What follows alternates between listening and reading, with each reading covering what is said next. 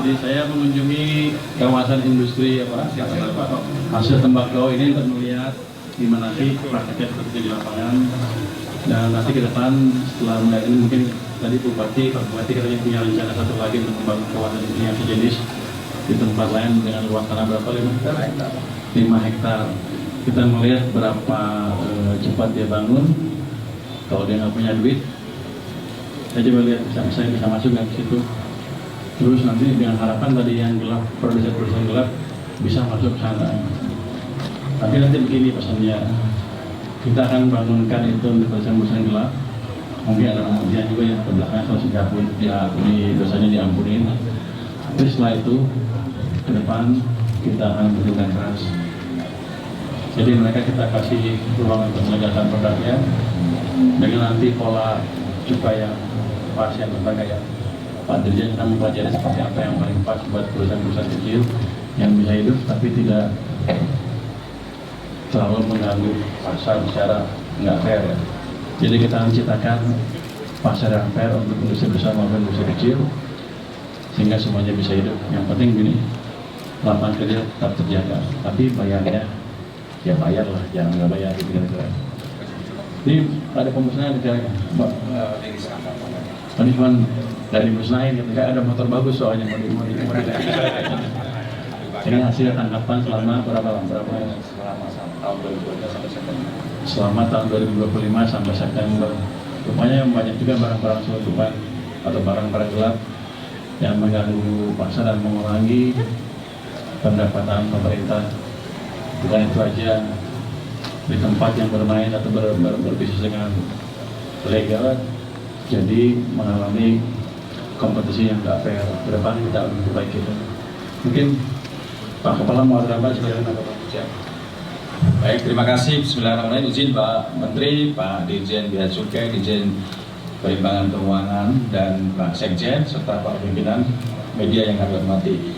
Di hadapan kita semua ada barang tangkapan Kanwil Direktorat Jenderal Bea Cukai Jateng dan DIY periode 2025 sampai dengan September 2025. Kami bagi di sini ada 4 kelompok. Yang pertama, kegiatan penangkapan terhadap barang impor dan ekspor. Tadi ada motor besar, balpres, kain, kosmetik, kemudian alat kesehatan, kemudian ada lampu elektronik, termasuk ada sektois ya, di sini tadi. Kemudian ada kelompok yang kedua, rokok ilegal. Ini yang cukup dominan. 1,790.000 batang rokok ilegal berbagai merek tanpa pita cukai. Ini penindakan dominan jalur utara dan jalur selatan, kebanyakan transportasi lewat tol, Pak Menteri dan Pak rekan media. Kerugian negara sekitar 1,33 miliar dan nilainya 2,6 miliar. Sebagian besar dilaksanakan proses hukumnya dengan penyidikan. Kemudian kelompok ketiga, minuman mengandung etil alkohol tanpa pita cukai. Ini ada bagian dari 4.688 karton minuman mengandung etil alkohol berbagai merek tanpa pita cukai. Nilai barang 39,38 miliar. Potensi kerugian negara 5,5 miliar. Penindakan kita kolaborasi Direktorat P2 Kantor Pusat dan APH serta jajaran Bea Cukai lingkup Jawa Tengah dari IY. Kemudian kelompok keempat, mesin pelinting rokok ilegal. Ini ya, di belakang ini. Ini satu unit mesin pelinting rokok tipe MK8 dari Cina. Produksinya 2.500 batang per menit. Nah, penindakan di pabrik rokok ilegal di Gerobokan. Ini bersama dengan Direktorat P2 Kantor Pusat Direktorat Jenderal Bea dan Cukai. Jadi 3 jenis hasil penindakan ini merupakan kerjasama tim pengawasan yang diberikan arahan oleh Pak Dirjen Bea Cukai, kemudian kantor pusat, dan tim kita kolaborasi bersama jajaran APH, Pak Menteri. Dan ini berkat kita semua di Jawa Tengah, rokok menjadi dominan, tetapi kami bersyukur dan berterima kasih karena berdasarkan hasil survei.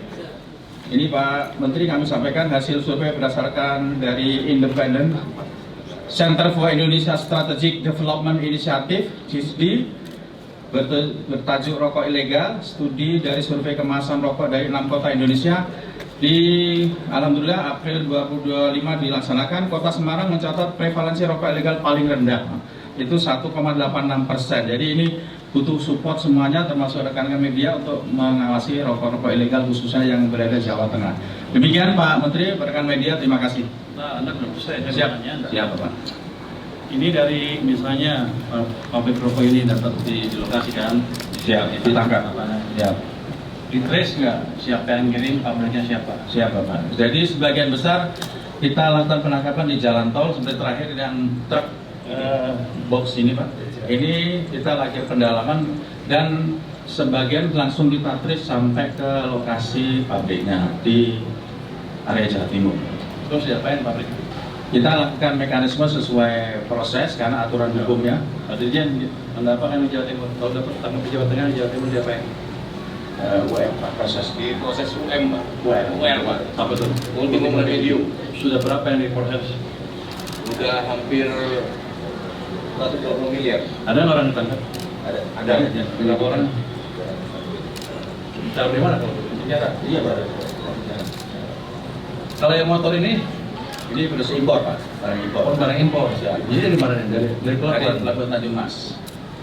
Pelabuhan di Jawa Tengah Tanjung Mas. Siap. Ini satu kontainer impor nih. Apa Ya, campur? barangnya diangkut lewat pakai angkut. Siapa yang punya? Gitu. Di perusahaan ada jadi importer berisiko tinggi yang kita lakukan pendalaman di Tanjung Mas. Di mana orangnya sekarang? Kita telusuri lewat identitas nama perusahaannya. Sudah ditangkap belum? Belum penelitian itu untuk mengarahkan ke Jadi Pak Dirjen yang ini orang yang nggak boleh lepas ya. Kalau barang kan gampang. Tapi kalau orangnya tetap berkeliaran biasanya dia kembali legal lagi. Saya mau kasih memberi pesan ke importer legal karena nggak kembali lagi. Anda juga jangan main-main. Siap ya. Terima kasih Pak Menteri. Demikian Bapak Ibu rekan-rekan media, terima kasih atas perhatiannya dan mudah-mudahan kita tetap menjaga kegiatan barang ilegal tetap kita awasi dan kita tindak bersama. Demikian terima kasih. Assalamualaikum warahmatullahi wabarakatuh.